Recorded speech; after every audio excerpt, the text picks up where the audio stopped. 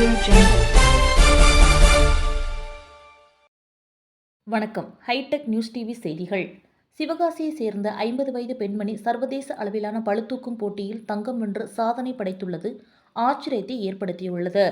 விருதுநகர் மாவட்டம் சிவகாசியில் கண்ணா நகர் உள்ளது. அச்சக தொழில் செய்து வரும் தவசிக்குமார் என்பவருடைய மனைவி பாண்டிமா தேவி. இவர் உணவியல் நிபுணராக உள்ளார்.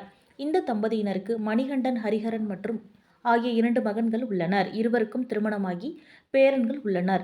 தனது 37வது வயதில் உடலை பேணிக்காக்க உடற்பயிற்சி எடுப்பதில் அதிக ஆர்வம் கொண்ட பாண்டிமா தேவி உடற்பயிற்சி நிலையங்களில் உடலை வருத்தி அன்றாடம் கடுமையான பயிற்சிகளை மேற்கொண்டு வந்தார்.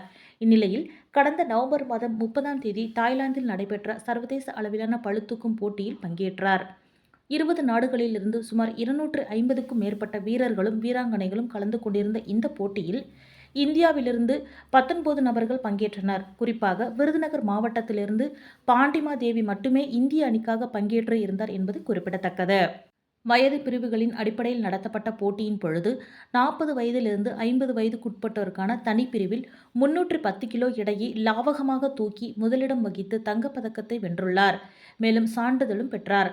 சாதனை படைத்து ஊர் திரும்பிய பாண்டிமா தேவியை அவர் பயிற்சி பெற்று வரும் உடற்பயிற்சி கூடத்தில் உள்ள சக வீரர் வீராங்கனைகள் அவரை வரவேற்று கேக் வெட்டி கொண்டாடியதுடன் வாழ்த்துக்களையும் பாராட்டுதலையும் தெரிவித்தனர். அதன் பின்னர் பேசிய பாண்டிமா தேவி அவர்கள் தெரிவித்திருப்பதாவது: சாதனை படைப்பதற்கு வயது ஒரு தடையல்ல. எந்த வயதிலும் யார் வேண்டுமானாலும் சாதிக்கலாம்.